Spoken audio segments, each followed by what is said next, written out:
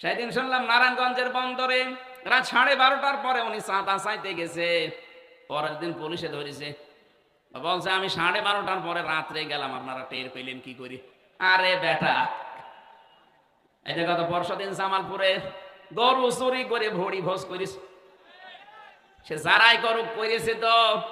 ওনারা বলছে আমরা রাতের বেলায় কাজ করলাম, তখন রাত 12:30 1টা বাজে, কেউ তো জেগে নেই, আপনারা টের পেলেন কি করে? আমি একটা গোপন কথা ফাঁস করে দিচ্ছি, যেহেতু আমি ছিলাম নিজে, আমি দেখেছি রিমান্ডে আমি 10 দিন মাটির নিচে ছিলাম। আমি ফাঁসির কন্ডেম সেলের ভেতরে 3 বছর একাধারে যোগাযোগ বিচ্ছিন্ন ছিলাম, আমি অনেক কিছু জানি। আপনাদের সতর্ক করছি। আপনি মনে করছেন যারা 12:30 1টায় গেলাম, কেউ তো জানার কথা না। কে বলেছে আপনি জানেন? ওদের কাছে কি মেশিন আছে আপনি জানেন? আপনি পায়খানায় বসে বসে কি করছেন তা ওরা দেখতে পায়। হ্যাঁ, এত উন্নত মেশিন এই বাংলাদেশে 56,000 বর্গ মাইল ওদের হাতের তালুর ভেতরে।